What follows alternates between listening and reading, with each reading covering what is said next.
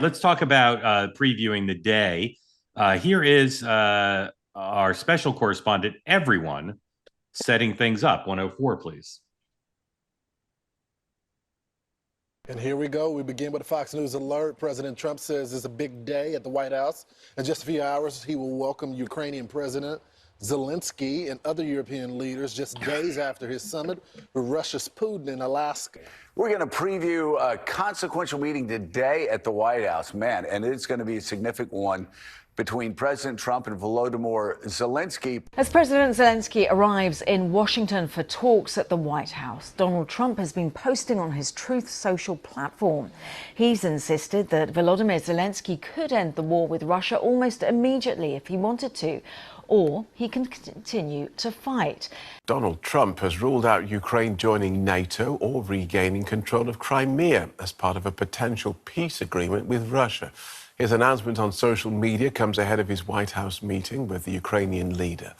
Ukrainian President Volodymyr Zelensky is expected at the White House later today to help chart a path forward in the wake of those failed talks between President Trump and Russian President Vladimir Putin. Failed talks, everybody. They were failed. Friday. Also present will be leaders of 5 European countries who are part of the so-called coalition of the willing that's backing Ukraine against the Russian invasion. That European leaders are uniting to support President Zelensky. Is there a sense that they need to unite almost against President Trump on the Zelensky side of these negotiations or not? No, I don't think it's against. I think it's very much a team effort, which is about saying we've got to now stand, as we always have, shoulder to shoulder with Ukraine, with President Zelensky. We are standing by for these crucial meetings between President Trump and Ukrainian leader Volodymyr Zelensky. Major European leaders will be there as well. The news is this. There are new signs this morning that Russia might be gaining ground in its war on Ukraine. One more from the morning telly. This is Iowa's own Matt Whitaker, who's the U.S. ambassador to NATO, on CNBC.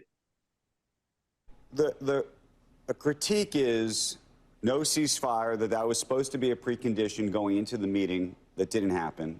Mm-hmm. It sounds to me like ultimately Ukraine's going to give up Crimea, and Putin's going to get what he wants in terms of Ukraine not becoming part of NATO. Then you say to yourself, well, why does Putin not want him to become part of NATO? Because maybe he wants to keep going later. What do you think of that?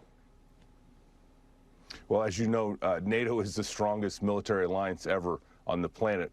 So, I mean, obviously, that is a strong incentive, and Ukraine does want to be in NATO. All 32 members would have to agree to that ascension if that were to happen. But, you know, what's very clear that came out of Friday is that there is something here to work with. Ukraine's going to have to agree to any deal. It's not going to be a great deal for either side. Russia is not going to get everything they want. Ukraine's not going to get everything they want. But at the same time, we're going to end the tens of thousands of soldiers and, quite frankly, civilians that are dying every week in Ukraine. I mean, it is just catastrophic, the humanity. And so I think, you know, we have to not let the perfect be the enemy of the good, and at some point in time, see if a deal can be had.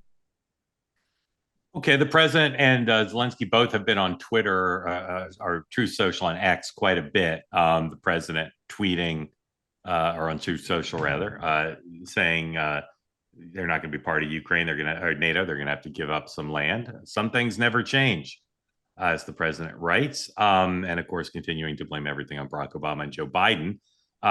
Zelensky on X. I think the main thing to say about him, we can put up the two tweets, but they're long. The main thing to say is he's being very conciliatory. He's learned the lesson to not inflame President Trump in advance of the meeting and do anything that would appear ungrateful. And even though people are in my business are calling the summit on Friday failed, and even though they're looking for signs of division between the president and Ukraine and Europe, in fact, this meeting, I think, represents a fair amount of unity. So, guys, let's start with just previewing the day. Don't get out ahead of today. Sean, what should people look for in this series of meetings at the White House? Well, I think obviously based on last time, this initial spray in the Oval Office is going to be critical. What is the tone?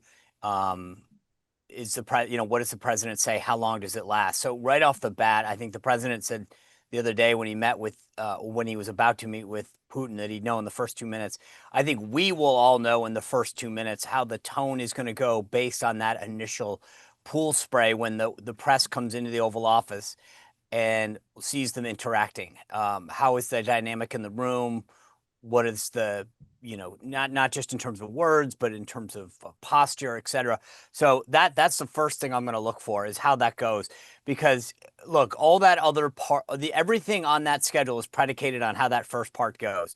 We saw it in Alaska. It can get blown up real quick. And we obviously saw that with that first Zelensky meeting. So how this thing kicks off is going to be everything. Okay, Dan, what are you looking for? To dovetail with Sean, I think just Trump's patience. Is Trump patient enough to say, okay, we are maybe narrowing the funnel towards a deal, but it's got to be a good deal? Or is he impatient to say, hey, look, just give up a little more land and this may be over? And the Ukrainians see it, and the Europeans a little differently. And then to Sean's point, does the tension start filling the room pretty fast? So I'm looking at Trump's patience today.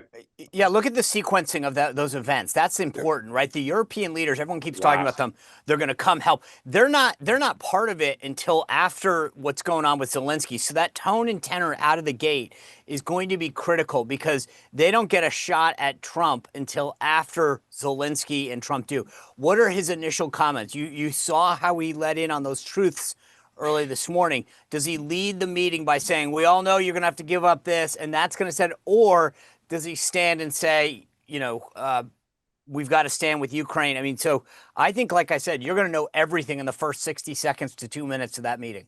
Well, and those truths are back to where we were before, which is almost he is publicly trying to soften Zelensky up. Like he is throwing some jabs at him before they've even gotten in the room.